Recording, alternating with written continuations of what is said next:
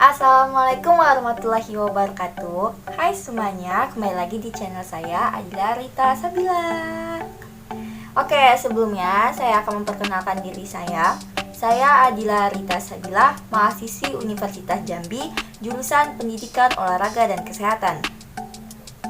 Baiklah, di sini saya akan mempresentasikan, menjelaskan sedikit tentang materi mata kuliah Sosiologi Olahraga yang berjudul Hubungan Olahraga dan Ekonomi. Namun, sebelum masuk ke inti materi, saya akan menjelaskan apa itu sosiologi olahraga. Sebelum masuk ke video selanjutnya, ada baiknya kalian like, comment, and subscribe.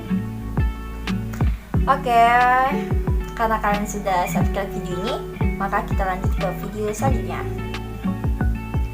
Apa itu sosiologi olahraga?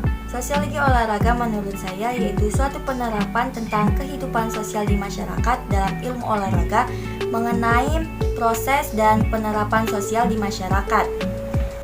Di mana sosiologi itu sendiri bertujuan untuk mengungkapkan kehidupan dan interaksi antar manusia di dalamnya. Seperti yang kita ketahui bahwa pengaruh olahraga di masyarakat tidak hanya menang atau kalah, tetapi lebih menyangkut ke harga diri, kebanggaan, serta potensi-potensi di dalamnya. Oleh karena itu, memecahkan suatu masalah olahraga merupakan suatu upaya pendekatan terhadap masyarakat luas. Dan ini hanya mampu dilakukan dengan menggunakan sosiologi sebagai salah satu disiplin ilmu yang dilibatkan. Selanjutnya kita akan masuk ke inti materi, yaitu hubungan olahraga dan ekonomi. Hingga saat ini tampaknya masih ada opini yang mengatakan bahwa olahraga hanya menghambur-hamburkan atau menghabiskan uang. Tetapi apakah benar olahraga hanya menghabiskan uang? Tidakkah ada yang bisa dibanggakan dari suatu kegiatan olahraga?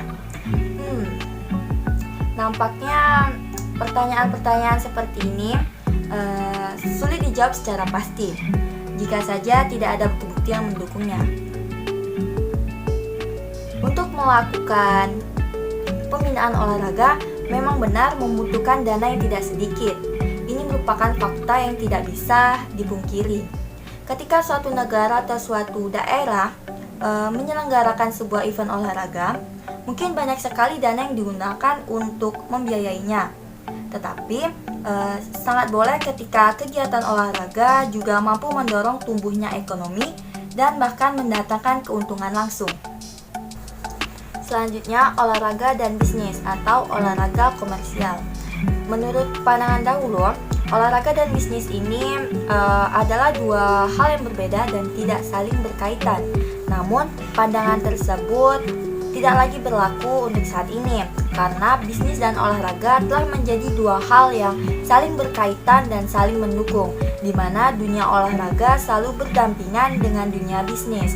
Hubungan tidak lagi berjauhan dan berpisah, tetapi berdekatan dan saling mendukung. Dari kondisi tersebut, usaha yang paling menjanjikan dan tidak terlalu banyak mengandung resiko adalah usaha jasa, di mana usaha jasa secara ekonomi tidak memerlukan modal yang banyak, tetapi satu-satunya modal yang harus dimiliki yaitu kita harus mempunyai keterampilan tertentu. Misalnya kita menguasai dan terampil dalam senam aerobik. Nah, maka dari itu kita bisa mengandalkan ini sebagai suatu bisnis karena banyak perusahaan atau sekolah-sekolah atau sanggar-sanggar yang memerlukan instruktur untuk senam ataupun di fitness. Nah, pastinya nanti klub kebugaran itu akan menghubungi untuk menjadi pelatih di suatu klub tersebut. Adapun contoh lain di dunia olahraga yang membuktikan bahwa olahraga dan bisnis itu sangat berkaitan. Contohnya aja pada ajang pertandingan sepak bola Piala Dunia menjadi sarana bagi perusahaan untuk mempromosikan berbagai produk seperti minuman penyegar dari berbagai merek. Mereka juga menjual pakaian, juga menjual sepatu, dan berbagai jenis peralatan atau perlengkapan olahraga lainnya. Tidak hanya olahraga di dunia, tetapi olahraga di tingkat nasional pun melakukan hal yang serupa dengan kerjasama dan hubungan antara bisnis dan olahraga. Contohnya yaitu pada perusahaan Sempurna yang memproduksikan berbagai jenis rokok. Mereka telah mengadakan beberapa kali penyelenggaraan turnamen Liga Voli Sempurna Hijau.